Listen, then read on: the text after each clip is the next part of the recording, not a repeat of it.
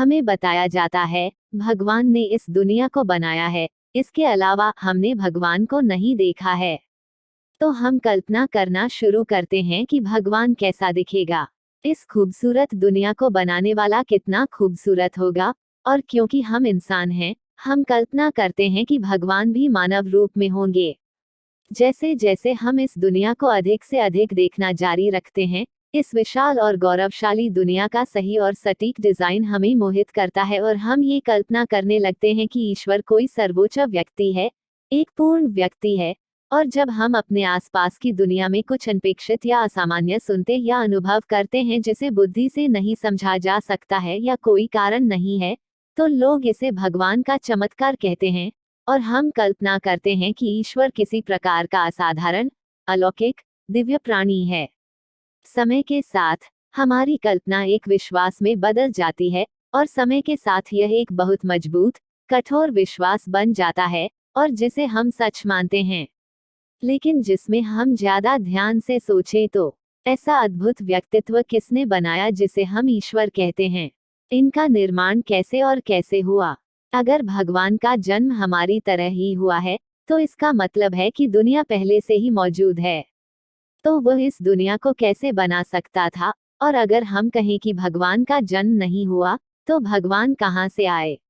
अगर भगवान बनाया गया है, तो भगवान ने क्या बनाया है और भगवान ने क्या बनाया है? तुरंत न खत्म होने वाले प्रश्नों की वंशावली बारिश शुरू हो जाएगी।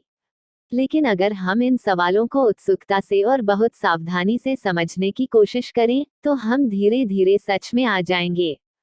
हम एक सच्ची समझ इकट्ठा करना शुरू कर देंगे कि भगवान कौन है, जिसने भगवान को बनाया, जिसने इस दुनिया को बनाया और ये दुनिया इतनी सुंदर और इतनी क्रूर क्यों है। एक ऋषि के साथ शुरू करना बहुत अच्छा होगा और बहुत जल्द आप समझ जाएंगे कि उनके माध्यम से ये प्रश्न समाप्त हो जाएंगे, जहां हम इस खोज को शुरू कर सकते हैं। क्योंकि वह एक आध्यात्मिक वैज्ञानिक हैं जिनके पास हमारे प्रश्नों के बहुत स्पष्ट उत्तर हैं। केवल ध्वनि ही नहीं शिक्षा, लेकिन उसकी सतर्कता और समर्पण की भी सबसे अधिक आवश्यकता है। तो आइए हम परमेश्वर के अस्तित्व की वास्तविकता को देखें, जिसने उसे बनाया। आइए हम इसके बारे में बुद्धिमान व्यक्ति की समझ का अनुसरण करें। क्या आप जानते हैं कि इस ब्रह्मांड में 6 अविनाशी तत्व हमेशा से मौजूद रहे हैं? अविनाशी तत्व यह है कि यह कभी बनाया नहीं गया है और इसलिए इसे नष्ट नहीं किया जा सकता है। उसका न जन्म है और न मृत्यु। इनमें से किसी भी तत्व का कोई आदि या अंत नहीं है। आत्मा इन 6 अविनाशी तत्वों में विश्वास करती है और वह है भगवान।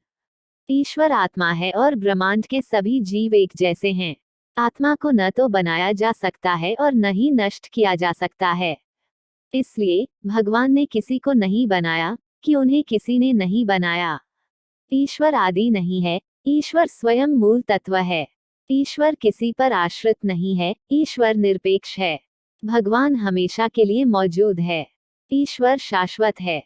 जिस शरीर में भगवान वास करते हैं वह एक जन्म से दूसरे जन्म में बदलता है, जैसे हम पुराने कोट को बदलते हैं और नया पहनते हैं। ईश्वर स्वयं अपने सहज गुणों से कभी नहीं बदलता है।